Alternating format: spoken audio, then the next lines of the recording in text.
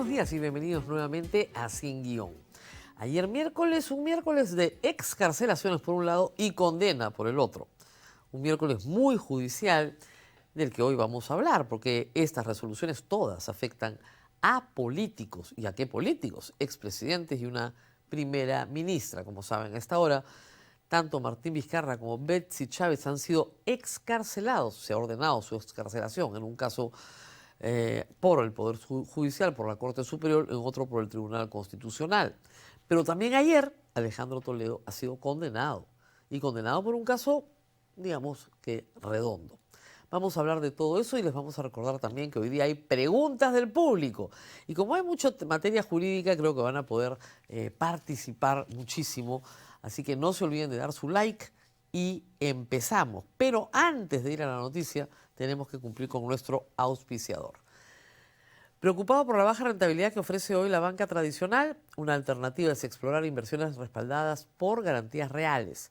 Prestamipe, una plataforma peruana, permite invertir en préstamos con garantía hipotecaria o en facturas por cobrar, con potenciales rendimientos superiores.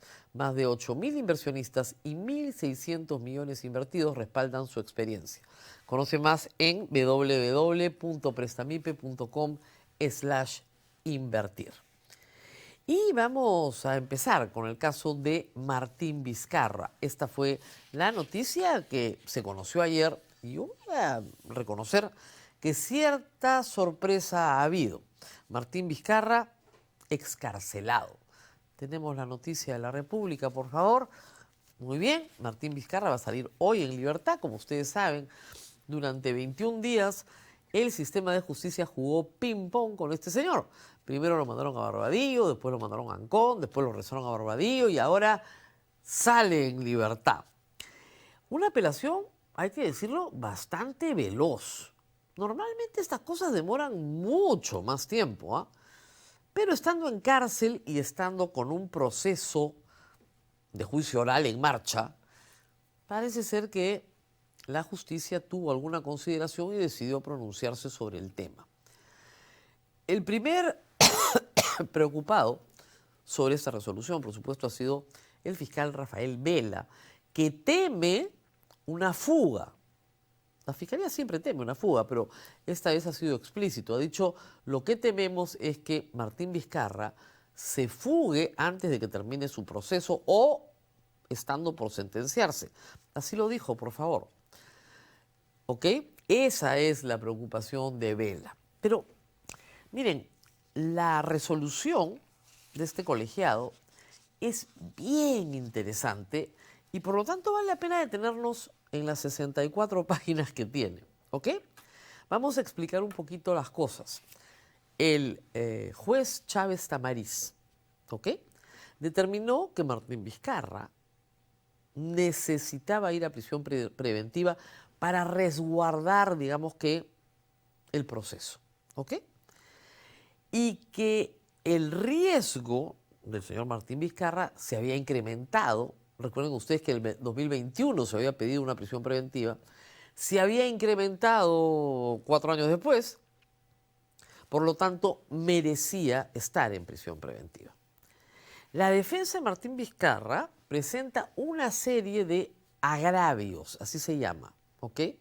¿Qué quiere decir esto? Que el juez Chávez Tamariz no ha actuado ni con justicia ni de acuerdo al proceso. ¿Ok? Hay como unos 10 agravios. Algunos, la sala superior, conformada por 3 jueces, los desestima. ¿Ok? En otros hay un debate bien interesante, pero por el conjunto, ¿no es cierto?, de puntos que examinan y en los que están de acuerdo, dicen este señor no puede estar excarcelado. Perdón, no puede estar encarcelado. Tiene que excarcelarse. ¿Cuáles son los asuntos que ameritan que Martín Vizcarra salga de prisión? 3, en realidad. El primero es que sí tiene arraigo familiar. A diferencia de lo que cree el señor Chávez Tamariz, los jueces señalan que si se siguiera la hipótesis del doctor Chávez Tamariz, los jubilados, los divorciados que no viven con sus hijos, Los solteros que no tienen hijos jamás tendrían arraigo familiar. El arraigo familiar es mucho más que tener dependientes. Es mucho más que eso, dice la Corte, y siempre ha sido así. A mayor prueba, señalan que el señor Martín Vizcarra fue allanado el año pasado y que durante ese allanamiento se dejó constancia que dormían en esa casa con él su esposa y su hijo universitario. Y que esas dos personas, si bien pueden tener un DNI en Moquegua y no en San Isidro, Lima, Perú, eso no quiere decir que no sean parte de la familia de Martín Vizcarra. Creo que esa era la más fácil de vencer. La segunda es la del arraigo laboral. Ahí el juez Chávez Tamariz había señalado, entre otros puntos, que no había arraigo laboral porque los contratos de locación de servicios que tenía Martín Vizcarra no estaban notarializados. La Corte Superior dice con toda razón, no se necesita tener una firma certificada por un notario para que exista un contrato de trabajo. ¿De dónde sacan ese requisito? Sí llama la atención, dicen que uno de los contratos se haya formalizado con fecha posterior a la solicitud de prisión preventiva, pero el otro no. Y que el señor ha demostrado una serie de actividades dentro de ese contrato laboral vinculadas al mundo de la construcción, que sí han sido claramente acreditadas con fotografías, presencia, etc. La falta de arraigo laboral y la falta de arraigo familiar se le cae a la Fiscalía. ¿Pero puede ir una persona con arraigo laboral y arraigo familiar a prisión preventiva? Sí. ¿Cuándo? Cuando su comportamiento procesal sea cuestionable. Y es ahí donde la Fiscalía sí la embarró. Porque no hay comportamiento procesal cuestionable entre el 2021 y el 2025. No hay. Tienen que haber aportado algo que diga fehacientemente, esta persona ha comprado testigos, esta persona ha estado prófuga, esta persona movió el cadáver, ¿no? Dispuso del botín. Es decir, actos que perturben la actividad probatoria. Eso no existe. Por lo tanto, no teniendo un comportamiento procesal cuestionable, el señor va a todas sus diligencias, asiste a todas sus diligencias, entonces no hay posibilidad que haya prisión preventiva.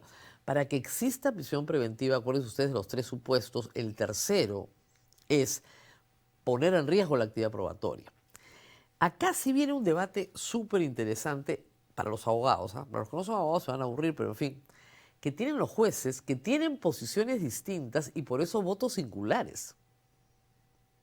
Los tres jueces están de acuerdo en que el señor tiene que ser liberado, pero hay un punto que es bien interesante y es si tú puedes imponer prisión preventiva en la etapa de juzgamiento, un asunto que hemos visto en este programa.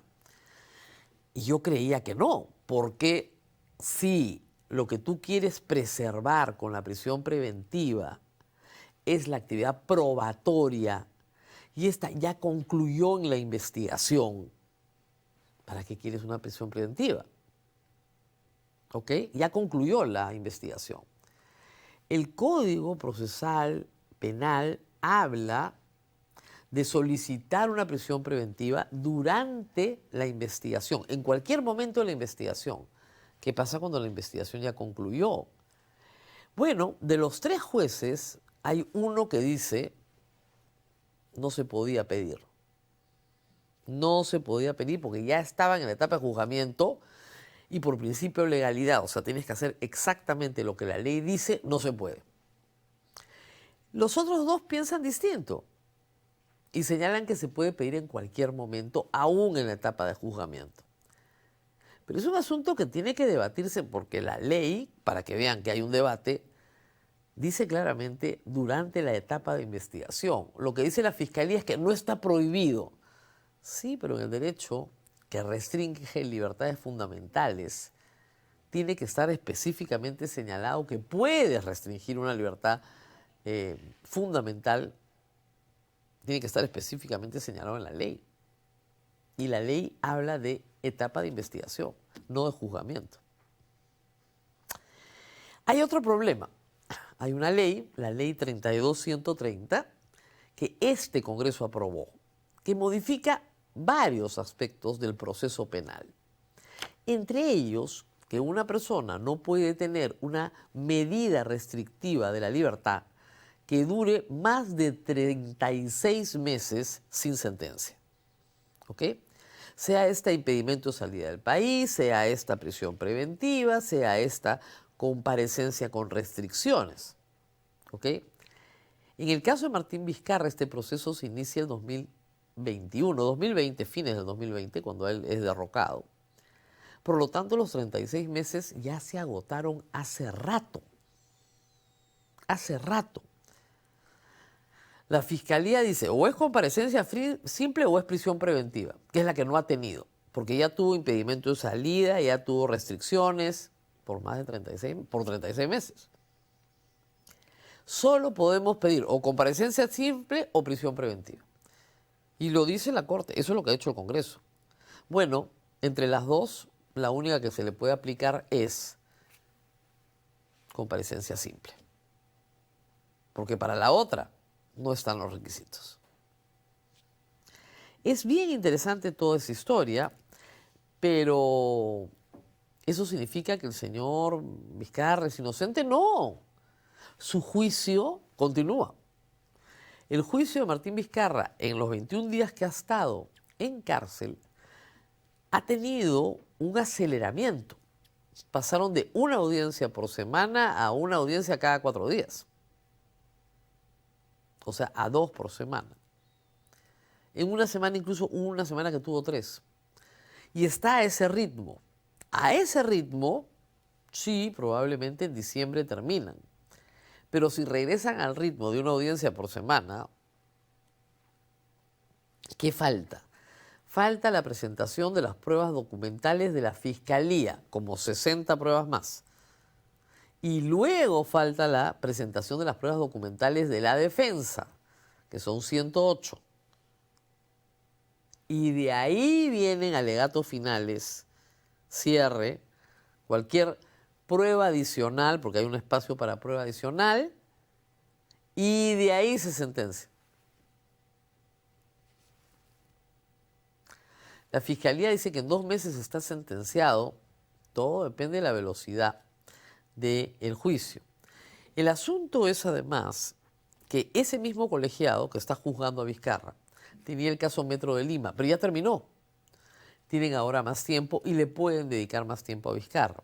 Normalmente cuando un reo está en cárcel se acelera el proceso, pero ya no está en cárcel. Van a regresar a 1 vez por semana o a 2 veces por semana. ¿Por qué estas cosas son interesantes e importantes? Porque lo que está en juego es la postulación de Vizcarra.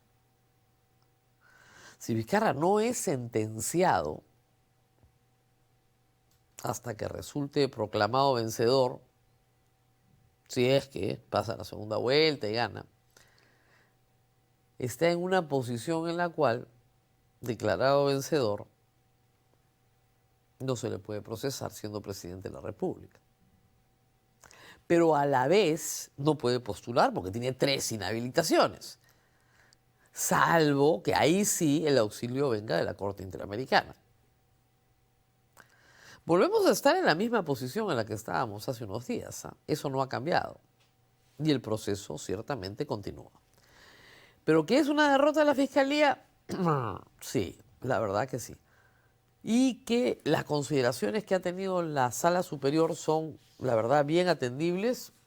Bien atendibles. Yo se los expliqué acá. A usted puede gustarle o no gustarle, pero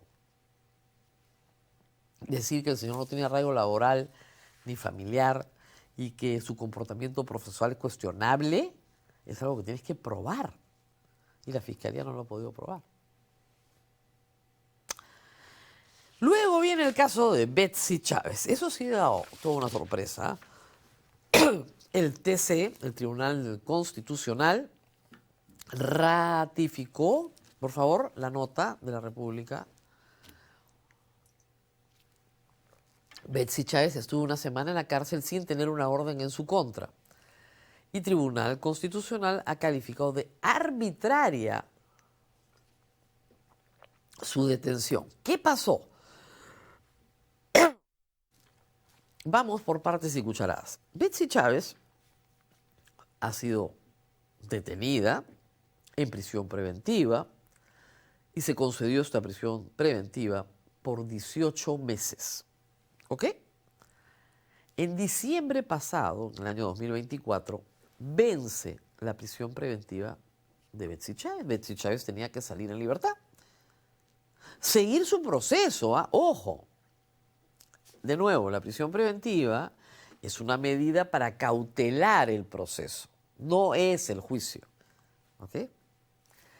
Tenía que salir en libertad porque se habían cumplido 18 meses. Y el día en que tenía que salir en libertad, la Fiscalía pide la ampliación. ¿Ok?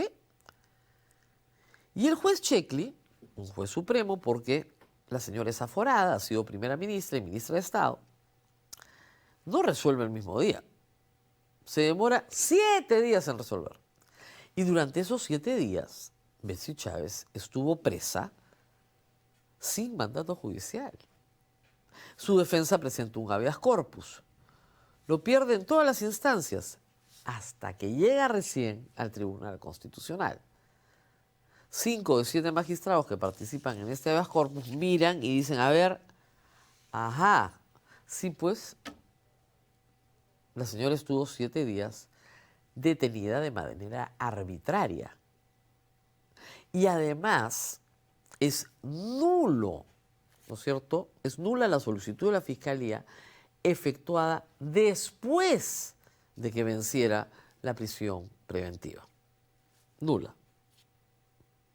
Tenía que haberla pedido antes, porque si no, yo voy a tener una persona en cárcel sin mandato de detención que proceda, ¿no es cierto?, de un juez regular. ¿Eso cómo se llama? Detención arbitraria. ¿Se dan cuenta del problema? Y es un problema creado por el Ministerio Público y por el Poder Judicial. En este caso el TC ha sido garantista, normalmente no lo es, pero en este caso lo ha sido, presumo porque vienen otros habeas corpus en camino. Pero ha sido garantista y está bien que lo sea. O sea, las personas no pueden estar en cárcel sin mandato judicial, ¿ya? Esa es la norma. No importa cómo te llamen ni qué delito has cometido. Esa es la norma que se tiene que aplicar. Betsy Chávez ha hecho un show, su defensa ha sido una defensa política, igual que la de Pedro Castillo, pero no jurídica. Eso estamos claros. Y huelga de hambre seca de más de 7 días ya, hasta ayer, eso es imposible. Es médicamente imposible estar 7 días sin comer y tomar agua. Porque sin comer se puede, pero sin tomar agua, ningún líquido, seca, te mueres al día 4. Estaría muerta. Con lo cual ha estado tomando agua, pues. La Coordinadora Nacional de Derechos Humanos fue a visitarla, visita cárceles normalmente, es parte de su trabajo, y encontró que sus condiciones eran buenas, que tenía algunos beneficios que otras presas no tenían, cosas menores, ¿ah? Un hervidor de agua, y que estaba estable, que su situación era de cuidado, pero que estaba estable, y que se estaba en ese momento reuniendo con su abogado y después se reunió con ellos. Por publicar eso, a Gloria Cano, a Tania Pariona, han ido a crucificarlos. Pero es la verdad. Tienen que decir la verdad. La señora montó un show. Reitero, una persona que no toma ni una gota de líquidos y no come y viene muy debilitada por supuestamente no haber comido durante semanas, se muere, pues. Y eso no ha sucedido, ni con el dramatismo de su abogado en plena audiencia. Muy bien, Betsy Chávez sale. en libertad hoy, igual que Martín Vizcarra, tienen que hacer los trámites. Ella fue trasladada al Hospital Cayetano Heredia, seguramente de ahí se irá a su casa. ¿Puede volver a prisión preventiva? Sí, yo creo que sí, pero si ustedes revisan justamente el caso de Vizcarra, 2 de 3 jueces dicen que sí se puede pedir prisión preventiva durante juzgamiento, que es el caso de Betsy Chávez, pero hay que presentar comportamiento procesal cuestionable. Si ha estado presa, ¿cuál es el comportamiento procesal cuestionable? Procesal. Bien difícil que le puedan poner prisión preventiva. ¿Betsy Chávez puede escapar? Sí. ¿Que se pueda ir a la Embajada de México? Sin ningún problema. Que México le conceda asilo político y le den el salvoconducto para que vaya al aeropuerto, y es probablemente lo que haga. Ayer se lo preguntaron a su abogado y él dijo, no vamos a hablar del futuro, solo vamos a hablar del presente. Que Vizcarra se fugue, eso sí lo veo bien difícil. Porque quiere ser presidente, pues. Yo no conozco a nadie que quiere ser presidente, que quiere hacer una campaña política que se vaya a fugar. Y porque cree Vizcarra que el caso puede ser ganado, tal vez no en la instancia en la que está en este momento, pero sí en apelación, por las falencias que tiene la acusación. Es decir, hasta ahora el Poder Judicial dice que hay sospecha fuerte, pero para juzgar y condenar necesita certeza. Eso es lo que falta en ese caso, certeza. ¿Puede beneficiar a la sentencia del TC del habeas corpus de Betsy Chávez a Pedro Castillo? Yo creo que no. Hay algunos que creen que sí, pero yo creo que no. ¿Por qué? Porque Pedro Castillo también tuvo una ampliación del mandato de detención, pero se tramitó en el día, aun cuando se notificó 3 días después. También se solicitó el día que vencía, no con plazo vencido, sino el día que vencía. Se tramitó en el día, de acuerdo a las fechas que están ahí. Se notificó 3 días después.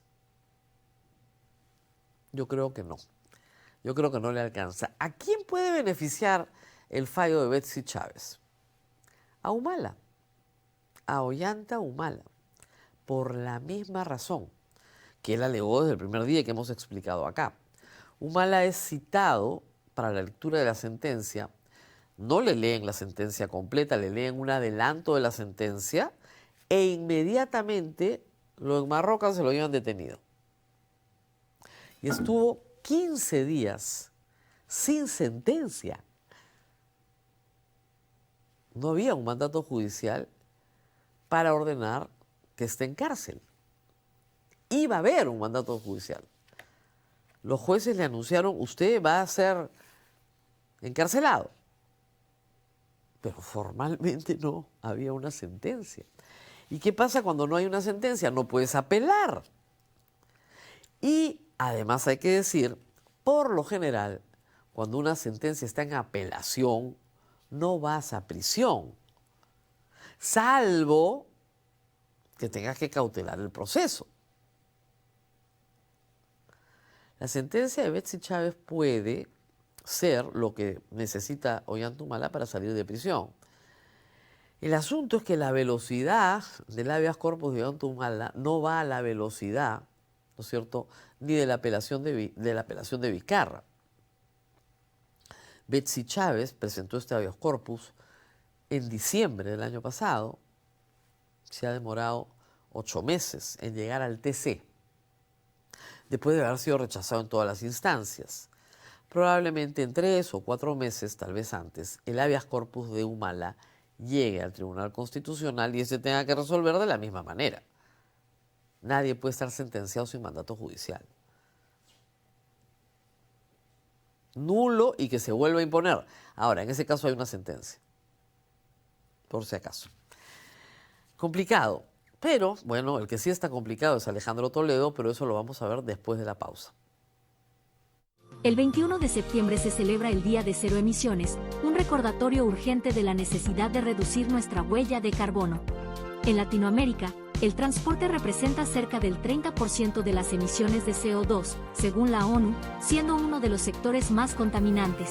En Perú, las ciudades están saturadas de vehículos que dependen de combustibles fósiles, aumentando emisiones y afectando la salud. El transporte aéreo, aunque esencial, aporta el 2.5% de las emisiones globales, y sectores como la agricultura, la deforestación y la energía también contribuyen por la dependencia de hidrocarburos y la mala gestión de residuos. Para cambiar este panorama, se necesita invertir en transporte público sostenible como metros, tranvías y buses eléctricos, así como fomentar la movilidad activa, caminar y usar bicicleta. Además, es clave educar y concienciar sobre la importancia de reducir emisiones y usar energías limpias. El Día de Cero Emisiones no debe ser solo un recordatorio, sino un llamado a la acción. Cada día cuenta, el momento es ahora. Muy bien, y ahora vamos al caso de Alejandro Toledo. Ayer condenado a 13 años y 4 meses por el caso Ecoteva. También fue condenado el señor Eskenazi y el señor Avi Danón. Vamos a hablar un poquito de este caso, porque este caso, el caso Ecoteva, es más antiguo que el caso Odebrecht, o Irsa Sur, por el cual ya fue condenado a 20 años. Alejandro Toledo, los hechos están muy claros y bastante probados, solicita una coima a Odebrecht para otorgar la buena pro de la carretera Irsa Sur.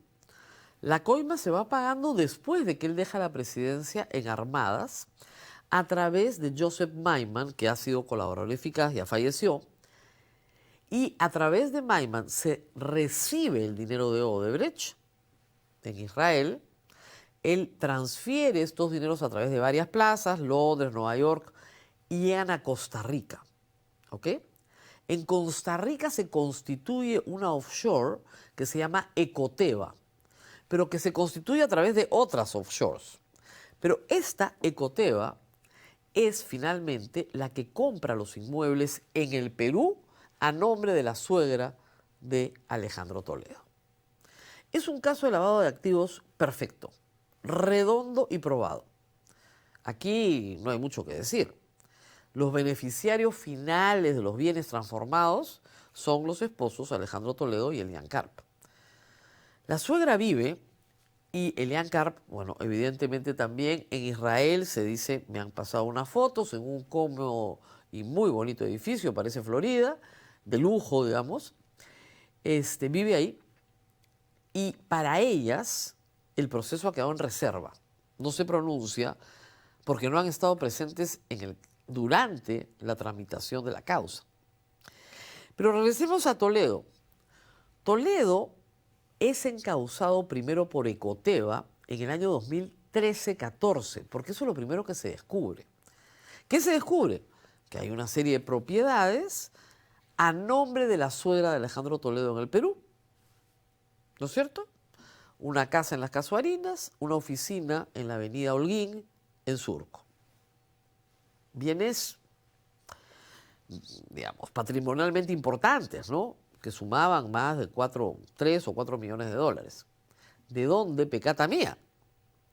Alejandro Toledo sacó un comunicado diciendo que su suegra había recibido reparaciones del Holocausto judío y que por lo tanto tenía toda la plata del mundo para comprarse lo que le diera la gana en el Perú. ¿Sí? Bueno, la investigación continuó. Se descubrió que esta empresa offshore en Costa Rica había sido formada, ¿no es cierto?, para ocultar un patrimonio. Entonces, ese es el primer caso. El caso de la empresa offshore que oculta un patrimonio que pertenece a, en realidad, Alejandro Toledo y Elian Karp. ¿Ok?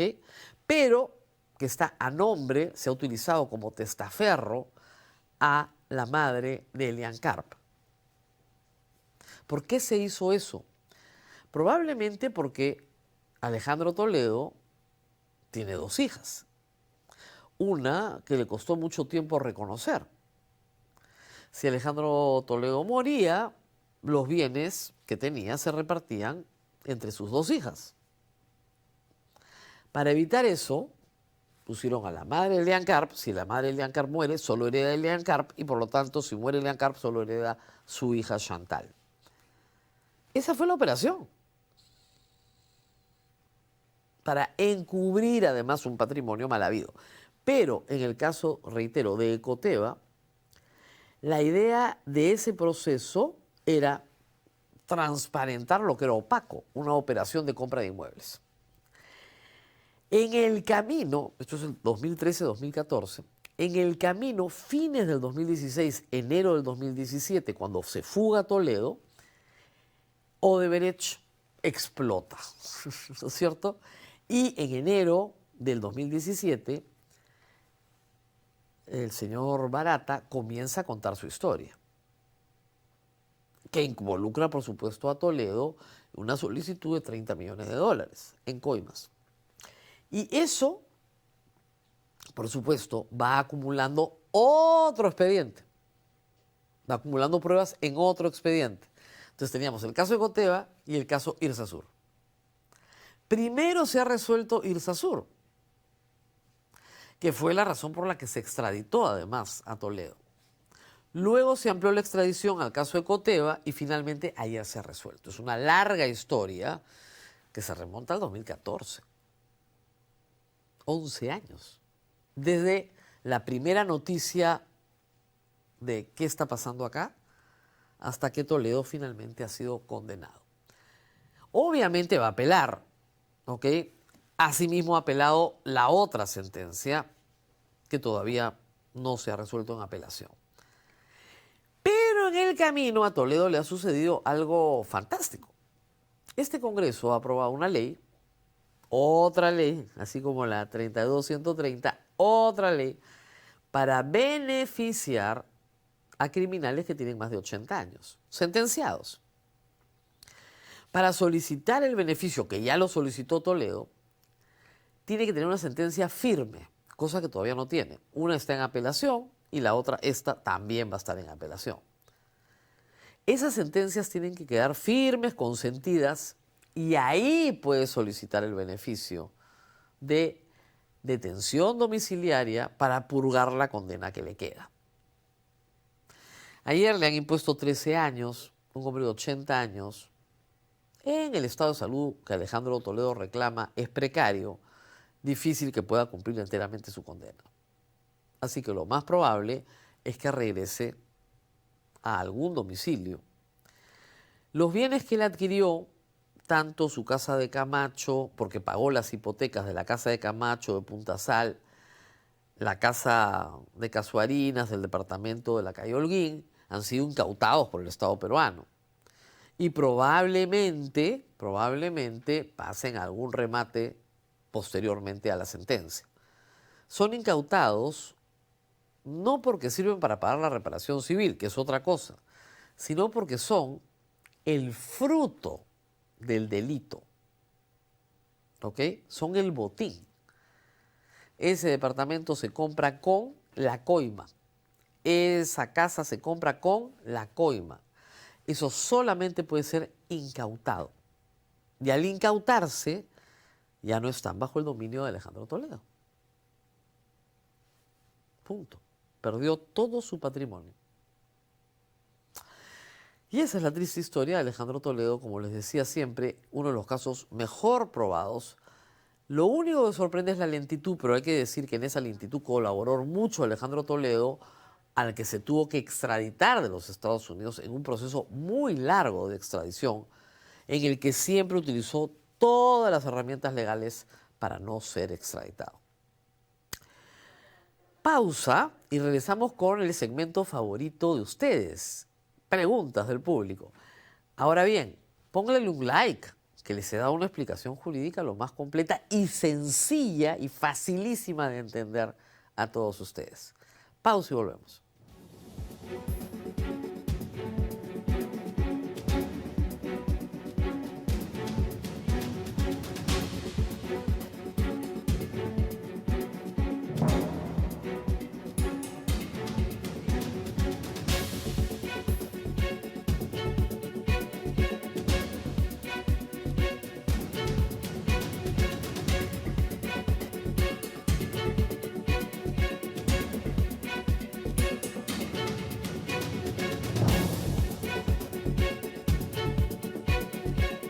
Muy bien, preguntas del público. El momento esperado de la semana, ya saben, martes y jueves tenemos este segmento. A mí me gusta muchísimo, pero como les he indicado, yo respondo lo que sé. Lo que no sé, les digo, no tengo idea. Y vamos con la primera pregunta, por favor. Mauro Luis Vento Mesa. Buenos días, Rosa María Palacios. Consulta, ¿puede el juez remover al Jurado Nacional de Elecciones antes de que acuda a la bancada TC? Remover al Jurado Nacional de Elecciones requiere un procedimiento un poquito más elaborado, ¿ah? No es tan simple. Pero el juez puede solicitar su remoción por falta grave, es decir, por negarse a cumplir resoluciones judiciales. Que el Congreso acepte eso, bien difícil, ¿eh? Bien difícil. Yo creo que el Tribunal Constitucional le va a dar la razón de todas las maneras posibles al Jurado Nacional de Elecciones, aun cuando contradiga su propia jurisprudencia. Es lo más probable. Siguiente, por favor. Trader Alejandro. Buenos días, doctora RMP. Dentro de las reformas que requiere el sistema de justicia, ¿cuáles cree usted que son las principales? Eso es un seminario, ¿no? Pero vamos a darle algunas pinceladas. ¿Qué es lo que tenemos que esperar todos de la justicia? Que sea predecible. Eso es lo más importante. Yo sé que si me robo esto y me llevan a un juez, voy a ir 8 años a la cárcel. Y si lo hice con una pistola y lo hice de noche y lo hice en banda, 12. Ya lo sé. Es completamente predecible. Consecuencia lógica de mis actos. La justicia tiene que ser la consecuencia lógica de mis actos. Si yo no he hecho nada, si yo no he robado nada y no me lo pueden probar, yo no puedo ir preso, ¿verdad? Consecuencia lógica de mis actos. El problema de la justicia en el Perú es que no es predecible. Por eso los profesionales que no son abogados sufren tanto en la justicia. Porque te dicen, pero es que me tienes que decir qué va a pasar. No puedo. Lo más probable es que, eso te puede decir un abogado, pero que te pueda garantizar lo que va a pasar, imposible. Porque la justicia no es predecible. ¿Y por qué no es predecible? O por corrupción, o por incompetencia. ¿De quién? De los fiscales y de los jueces. La reforma más importante para recuperar la predictibilidad es mejorar la honorabilidad de quien administra justicia y la competencia de quien administra justicia. Esa es la reforma, la gran reforma. ¿Cómo se logra eso? En todos los sistemas judiciales del mundo se le dan a los jueces garantías de estabilidad y garantías de carrera y ascenso. Si tú tienes que la mitad de quien juzga en el Perú es provisional o supernumerario, ¿qué garantías de estabilidad tiene? Ninguna. Por lo tanto, el componente corrupción pesa.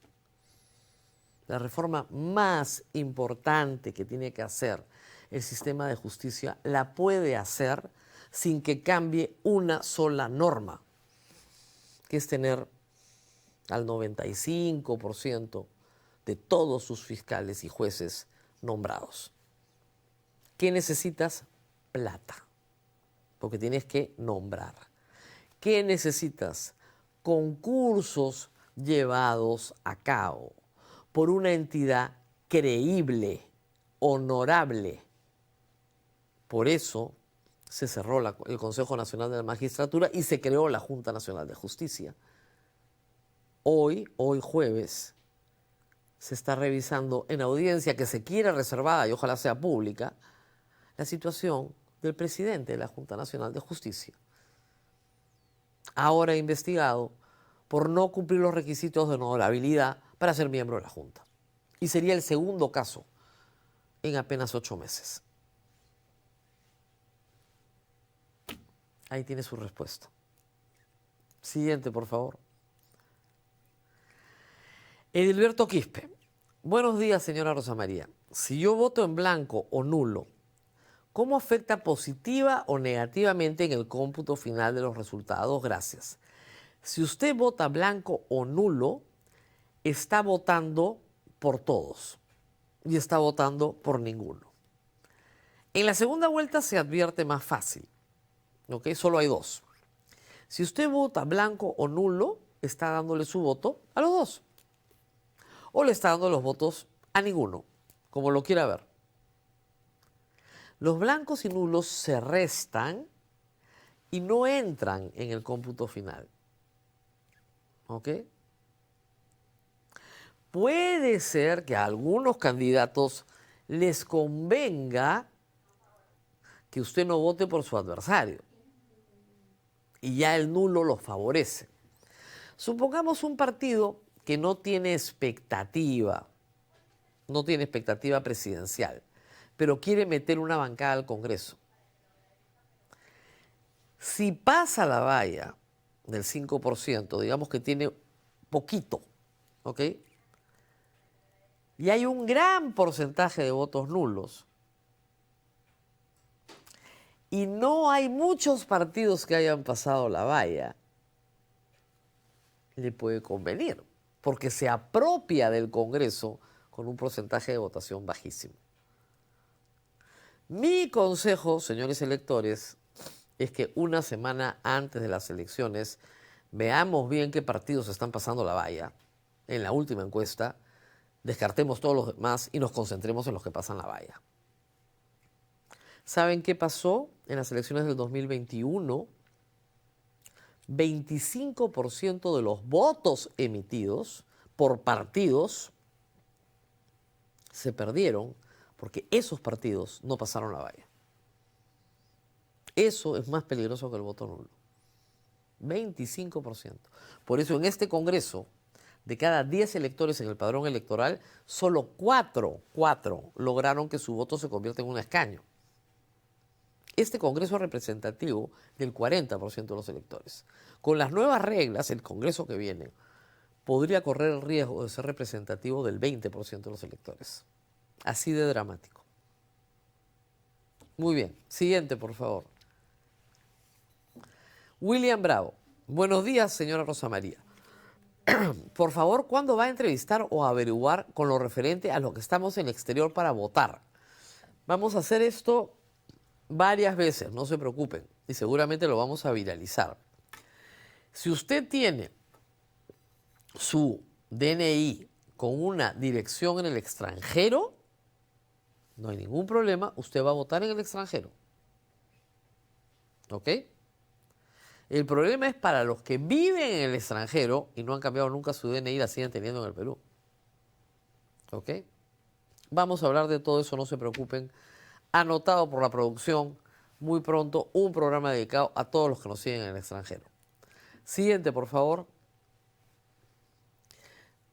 Paitan Mala. Doctora Rosa María RMP. La Corte Interamericana de Derechos Humanos puede devolver la inscripción a su partido al expresidente Martín Vizcarra. A ver, el partido está inscrito. Perú primero goza de una inscripción, eso no está en discusión. Lo que la Corte Interamericana puede decir es, los derechos políticos del señor Martín Vizcarra han sido arbitrariamente vulnerados por el Congreso y por el Jurado Nacional de Elecciones. Primero, él es militante de un partido que ha fundado, no se le puede impedir ser militante de ese partido. Primer acto.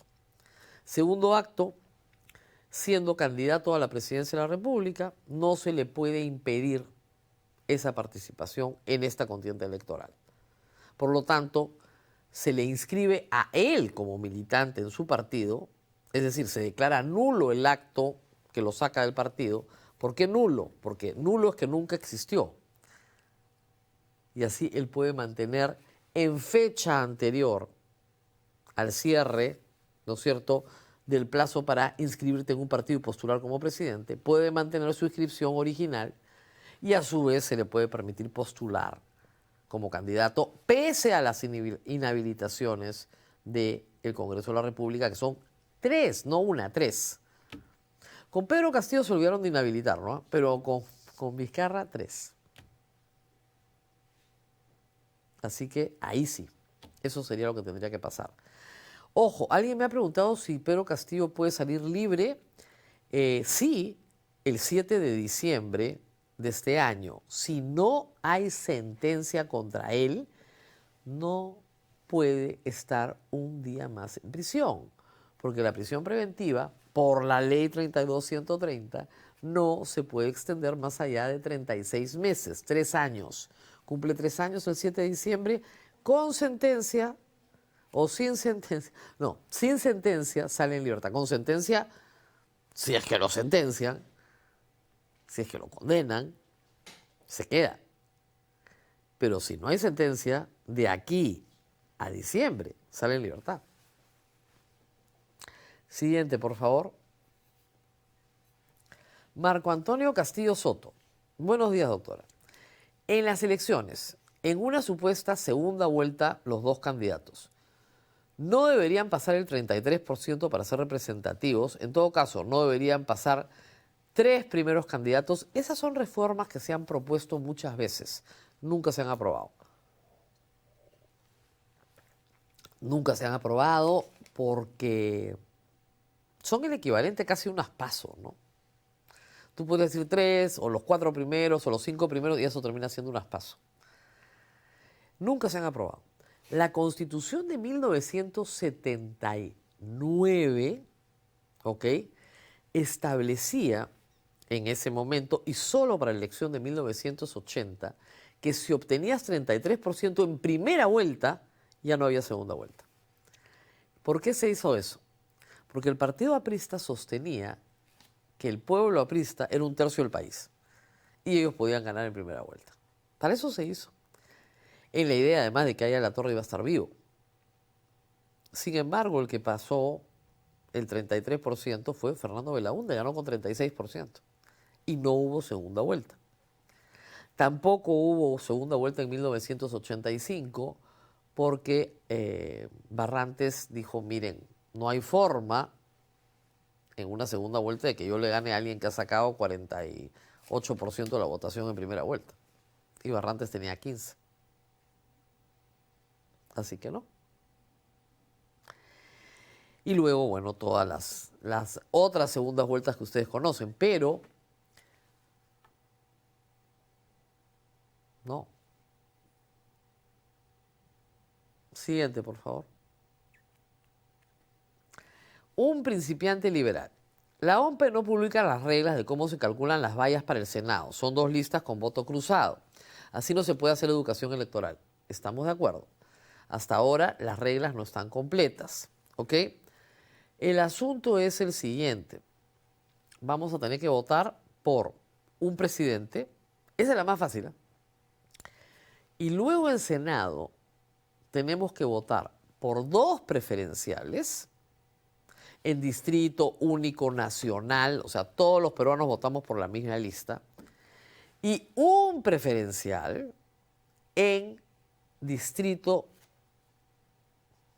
¿no?, de cada uno. Los de Arequipa en Arequipa, los de Moquegua en Moquegua, los de Piura en Piura. Lima se supone que la van a partir en 4, eso espero. Luego tenemos 2 preferenciales en diputados. Y luego tenemos 2 preferenciales en Parlamento Andino. Un caos. 9 votos diferentes. 9 votos diferentes. Ahora, usted puede marcar los partidos y no marcar los preferenciales. Ahí tiene presidente, Senado, diputados, Parlamento Andino. Simple. Pero si quiere ejercer el voto preferencial, tiene que marcar 5 casilleros más. Es complicadísimo. Complicadísimo. Siguiente, por favor. El Jurado Nacional de Elecciones puede desobedecer a la CIDH, que puede. Ay, esto es como lo de la predictibilidad. No puede, o sea, una resolución de la justicia supranacional a la que el Estado peruano se ha sometido siempre.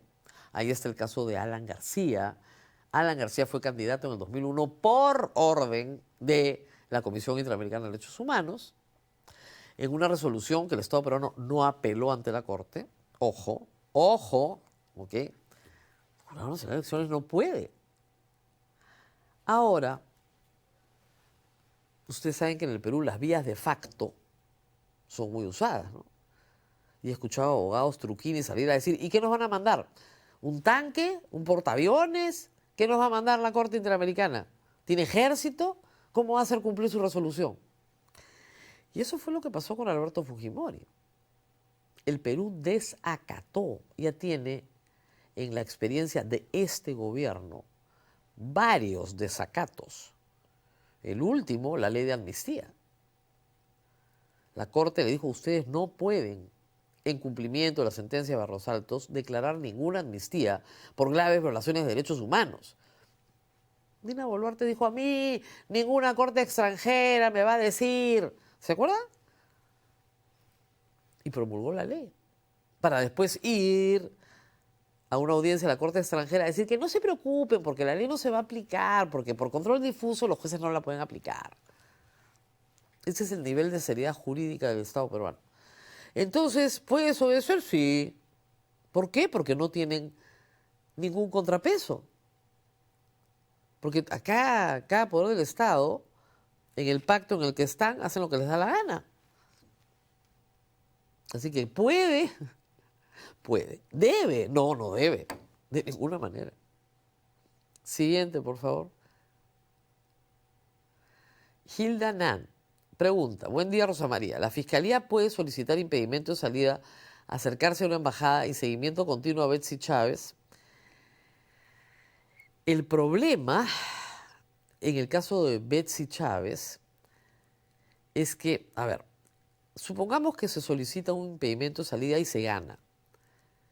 Si tú te alojas en una embajada con impedimento de salida, si el Estado te da asilo, el Estado peruano está obligado a dar el salvoconducto y conducir al aeropuerto.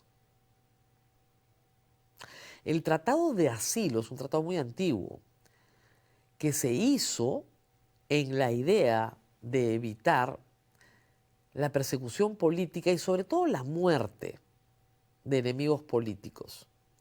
Fue una institución muy humanitaria creada en América Latina. No tenemos derecho de asilo entre países fuera de América Latina.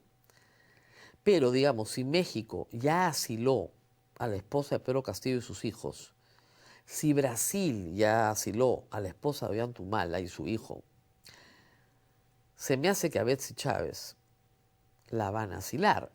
La presidenta de México, la semana pasada, ha dicho pública y notoriamente que el caso de Pedro Castillo es un caso político, de persecución política.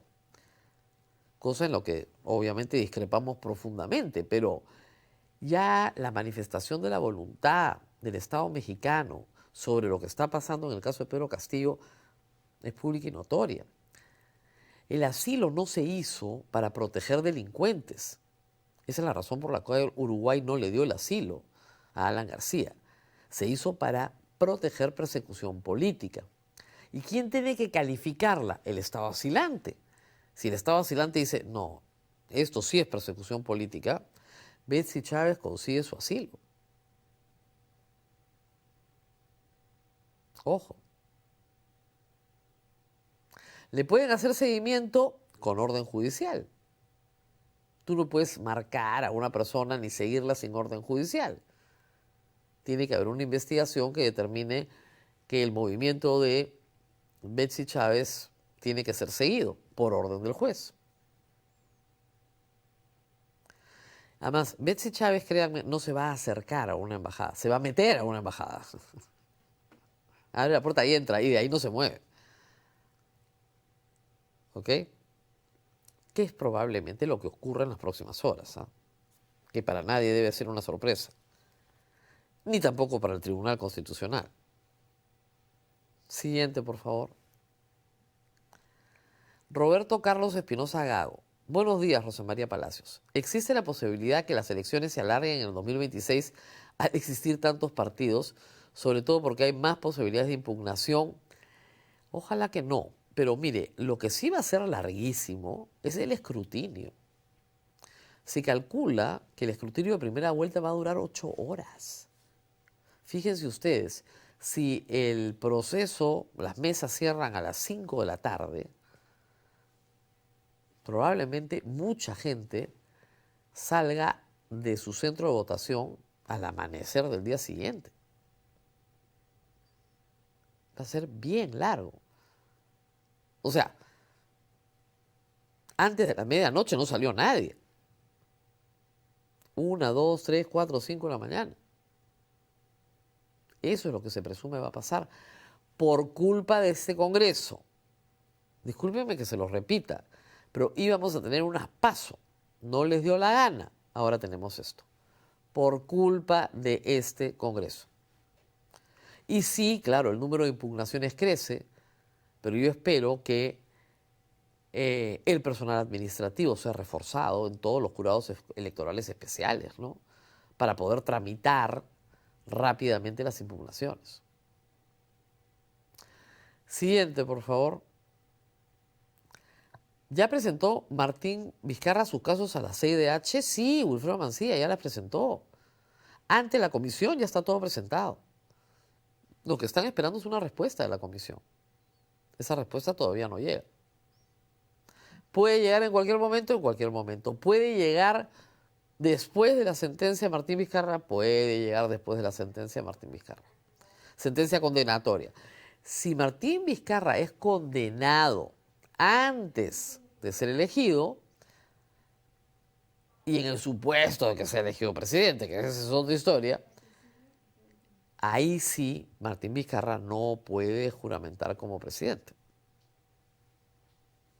¿Por qué? Porque la Constitución fue modificada estableciendo que los condenados no podrían participar en el proceso electoral. Siguiente, por favor. Uy, Canal Socorrito buscando la verdad. Esto se puso en negro y yo no lo puedo leer. Así que acá me van a ayudar. ¿Qué dice? Dice, si porque hubiera comprado trenes en excelentes condiciones, de todas formas, la Municipalidad de Lima no podría ser dueña, pues la Constitución no le permite. Tiene que darlos en concesión, ¿no? Así es. A ver, la Municipalidad de Lima no puede mañana decir, bueno, nos interesa este negocio y vamos a comprar esto. No. A ver, de nuevo, en la administración pública, tú solo puedes hacer lo que tienes permitido hacer. En la vida privada funciona al revés. Podemos hacer lo que nos dé la gana siempre que no esté prohibido. ¿Se dan cuenta de la diferencia? Yo puedo hacer todo aquello que la ley no me impide. Pues soy civil, soy una persona, soy un ciudadano. Si no hay impedimento legal, yo lo puedo hacer. ¿Ok? En la administración pública, que en el fondo es el ejercicio activo del poder, el poder por definición tiene que estar limitado. ¿Y cuál es el límite del poder? La ley. Entonces tú solo puedes hacer lo que la ley te permite hacer. Si la ley no lo dice, no lo puedes hacer ni por analogía. ¿Ok? Pero la Constitución establece que el Estado solo desarrolla actividad empresarial de forma subsidiaria. Nada más.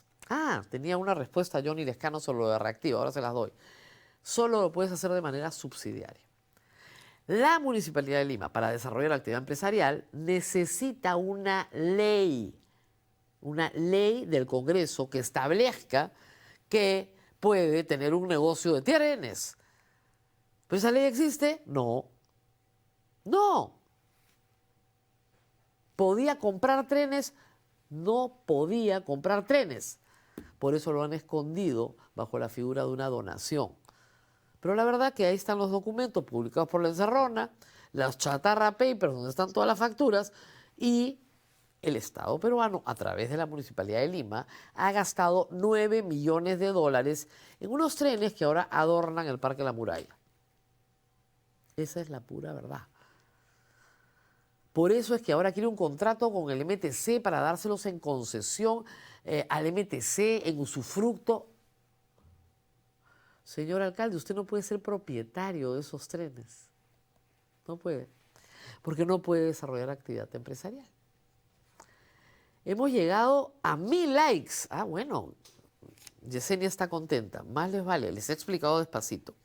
Tengo una respuesta para Johnny Lescano, porque ayer nos dijo que el Estado peruano sí salvaba a la empresa privada. Porque yo le dije, mire, el problema de la empresa pública es que cuando la empresa pública pierde, se socializa la pérdida. Ah, claro, perdemos todo. Cuando Petroperú pierde el fisco, o sea, todos nosotros. Cuando Porqui pierde, perdemos nosotros. ¿Ok? Y él dijo, no, en realidad la empresa privada también va a que lo rescate el Estado.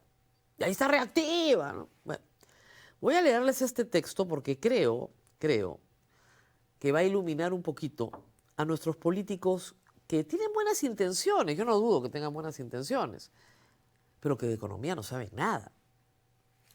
Durante la pandemia del COVID-19, el Estado peruano lanzó el programa Reactiva Perú como una medida extraordinaria para garantizar la liquidez de las empresas y preservar la cadena de pagos. Acá tienes los datos claves sobre el monto otorgado y el saldo pendiente. ¿Por qué se hizo eso? Porque el Estado obligó al privado a no trabajar, pero a seguirle pagando a sus trabajadores y a sus proveedores sin producir. Ni mandrake, pues.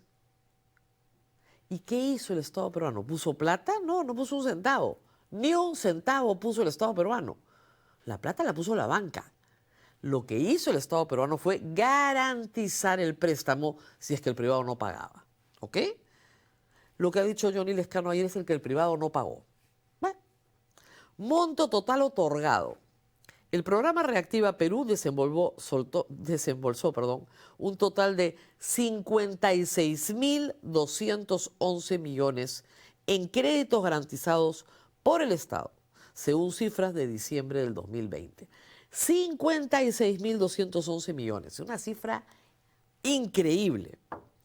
Para que se hagan una idea, ese monto representó aproximadamente el 7.2% del PBI nacional y benefició a 486.884 empresas, de las cuales el 92% fueron micro y pequeñas empresas MIPES. Monto pendiente de pago al 2025. Al cierre del primer trimestre del 2025, el saldo pendiente de pago se redujo de 56.000 millones a 1.224 millones, lo que equivale solo al 2.2% del total original. ¿Cómo que no se pagó? ¿Cómo que no se pagó? Casi el 98% de los créditos reactivas ya se pagaron. Reitero, que no otorgó el Estado peruano, que otorgó la banca privada, con garantía del Estado peruano que no se ha tenido que ejecutar. Este saldo está concentrado principalmente en medianas y pequeñas empresas, muchas de las cuales accedieron a una reprogramación de sus créditos. De ese monto, 1.113 millones corresponden a créditos reprogramados, casi todo el monto es crédito reprogramado, divididos entre dos modalidades de reprogramación, algunas vencieron el 2021 y otras el 2023 respectivamente. Reactiva Perú fue considerado un salvavidas económico en uno de los momentos más críticos para el país y su implementación ayudó a evitar el colapso de miles de empresas. ¿Ok? Acá me dicen que me pueden ofrecer mucha más información. Muchas gracias por mandármela porque creo que es bien importante que no se mienta en campaña y que los datos económicos sean exactamente los que fueron. Lo que demostró Reactiva y lo que demostró la pandemia fue la enorme fuerza de la empresa privada para haber resistido lo que tuvo que resistir. Y la enorme fuerza de los trabajadores peruanos que tuvieron que renegociar muchas de sus condiciones para poder salir adelante. Así que no lo olvidemos. Ahora ya nadie habla de la pandemia, pero hay que hablar de vez en cuando, para recordar lo que fuimos capaces de hacer y lo que no fuimos capaces de hacer. Esta es una historia de éxito, por si acaso. Muy bien, ¿qué más? ¿Tenemos algo más o ya no tenemos más preguntas? Me dicen que no, que ya no tenemos más preguntas, nos tenemos que ir. Sí, es tarde. Muy bien, antes de irnos, recordarles a todos que me sigan dando likes, porque así el programa, ¿saben qué pasa? El algoritmo nos beneficia. Más gente puede verlo. Usted le da un like y mucho más gente puede verlo. Pero también lo puede compartir. Y también se puede suscribir a todas las redes de la República. De esa manera, ¿no es cierto? Cada vez que hacemos cualquier material que tengamos, usted está conectado de inmediato. O sea, marque la campanita para que lo notifiquen de inmediato. Muy bien. Nuestro auspiciador, Prestamipe, preocupado por la baja rentabilidad que ofrece hoy la banca tradicional, una alternativa es explorar inversiones respaldadas por garantías reales. Prestamipe, una plataforma peruana, permite invertir en préstamos con garantía hipotecaria o en facturas por cobrar con potenciales rendimientos superiores. Más de 8.000 inversionistas y 1.600 millones de soles invertidos respaldan su experiencia. Conoce más en www.prestamipe.com/invertir. Nos vemos nuevamente el día de mañana, mañana sí con invitado, para cerrar la semana. Hasta pronto.